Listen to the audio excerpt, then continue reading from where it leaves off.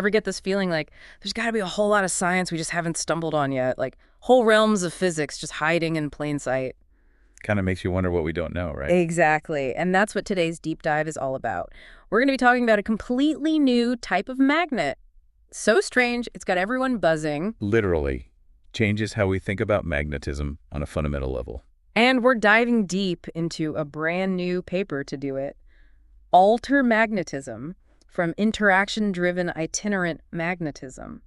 Luckily, we've got expert speaker here to break it down. Happy to be here. So, before we get all tangled up, let's rewind to the basics for a hot second. Magnets, we all know them, right?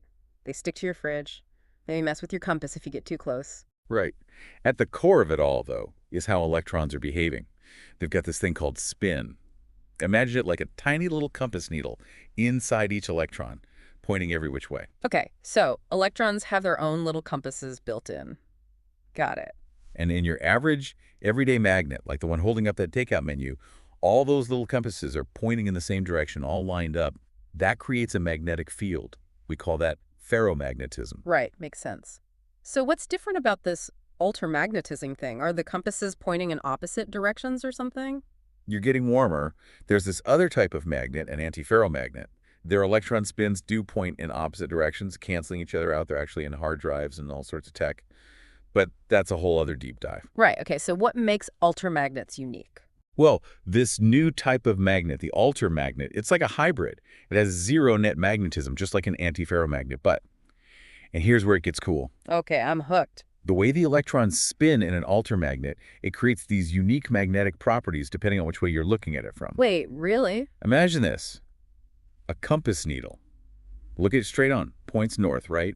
But tilt your head a bit, suddenly it's pointing east. That's kind of what's happening with these electrons in an altermagnet. Whoa, that's trippy. So it's not just north or south anymore, it's like multi-directional. Bingo. And this isn't some quirk of the material structure either. It's all because of how strongly the electrons are interacting, specifically something called Hubbard repulsion. Hubbard repulsion. Okay, you're going to have to break that one down for me. So imagine you've got this tiny, tiny elevator, and you try to cram way too many people into it. Claustrophobia is already setting in. Everyone's pushing, shoving, just desperate for a bit of space. That's kind of like what's happening with Hubbard repulsion. Electrons hate being in the same state, so they create this kind of magnetic pressure. Gotcha. So it's like electron mosh pit, and that's what leads to this whole altermagnetism thing. It's a bit more complicated than that. Yeah. But you're getting the idea. This Hubbard repulsion, it's the key to this whole new world of magnetic behavior. This is wild. Okay, so we've got this exotic new magnet, but why should anyone care? What's so special about these things, and why are we only hearing about them now? Well, that's the real kicker. It turns out these altermagnets could totally revolutionize technology as we know it. But there's a reason it took us so long to even realize they were there. Revolutionize technology. Okay, now you've got my attention. How are these altermagnets going to do that? It's all about harnessing that directional magnetism. Remember we talked about giant magnetoresistance, GMR. Yeah, like in hard drives, right? Exactly. It's already being used to read data, but with altermagnets. We could be talking way more efficient. So instead of my phone dying before lunch, this could mean it lasts for days. That's the promise here. Potentially. And it's not just battery life. Think computers that are insanely fast, using a fraction of the energy. All thanks to altermagnets. Okay, yeah, starting to see why this is a big deal. But if they're this amazing, why are we just hearing about them now? What took so long? Well, they're tricky little things. The energy differences we're talking about, the ones that make altermagnetism happen, they're incredibly subtle. Imagine trying to pick out a whisper in a hurricane. Yikes. So how'd they even figure out these things exist at all? We're talking serious computing power.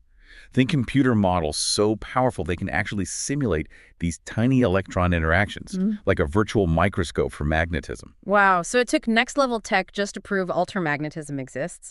But now that we know it's out there, how do we actually find these things? That's the million-dollar question. And the cool thing is, this paper doesn't just describe altermagnetism. It gives us a roadmap to go out and find it. Okay, a treasure map for magnets. I'm in. What are we looking for? So 3 key ingredients if you want to cook up an altermagnet. First up, you need a material with something called anisotropic orbitals. Think of them like electron racetracks. Electron racetracks. Okay, I'm following. Now, some materials, their racetracks are perfectly symmetrical, right? Nice and even. But others, They're more like a winding road, all sorts of twists and turns. Those are anisotropic orbitals, and they're key for altermagnetism. So anisotropic electron racetracks. Check. What's next? Gotta have those strongly interacting electrons we talked about. Remember the magnetic pressure? That whole Hubbard repulsion thing? Yeah, the electron mosh pit. Can't forget that. Exactly. Without it, no altermagnetism. And the final piece of the puzzle, it's a little more technical, Van Hove singularity. Imagine you're trying to balance a marble right on the edge of a plate. A Van Hove singularity, that's like finding the one tiny spot where that marble just stays put.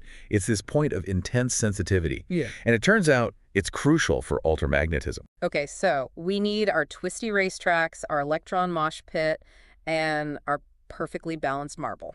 Got it. But where on earth do we find a material with all that? Well, there are some promising candidates. The paper mentions iron-based materials, for one. There's been some talk about hematite. Hematite, isn't that, what, like red paint? Yep. Just goes to show even the most ordinary stuff can have extraordinary secrets hiding at the atomic level. That's wild. Okay, so iron's on the list. What else? There's also something called Moiré systems.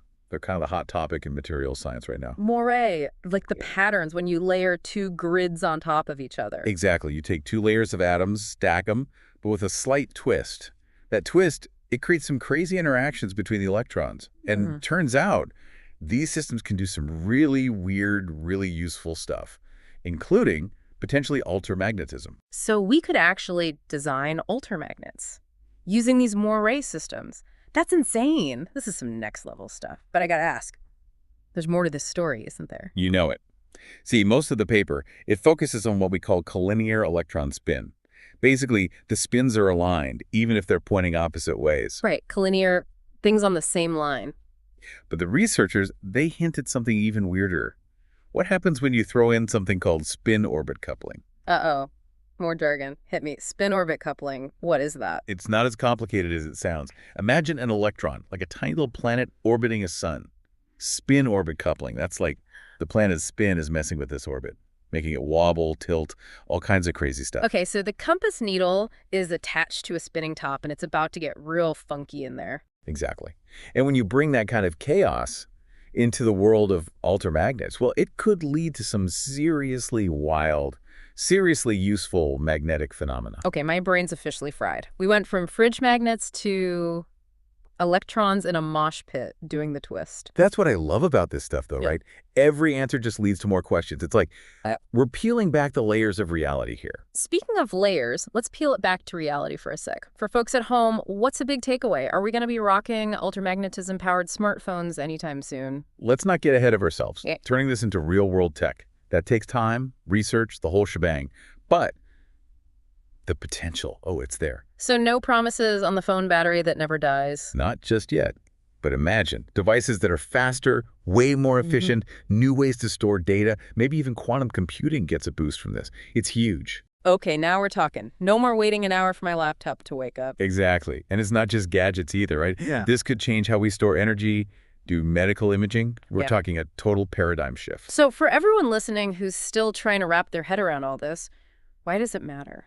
It matters because it proves there's so much more out there than we realize. Even with something as simple as a magnet, these discoveries, they could change the world in ways we can't even imagine yet. It's like a reminder to never stop being curious, never stop asking questions. Well said. This has been an amazing deep dive. Before we go, any parting thoughts for our listeners? Something to chew on out there in the world now that they're armed with this altermagnetism knowledge. Don't forget, science never sits still. This paper, it's just a glimpse, a peek into a whole new world of magnetism.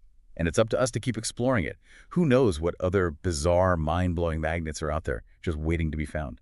A whole world of magnetic mysteries. I love it. And on that note, we'll wrap things up here. If you're as hooked on altermagnetism as we are, go check out the full paper. It's linked in the show notes. Trust me, it's a wild ride. Until next time, folks, keep exploring, keep asking questions, and keep diving deep.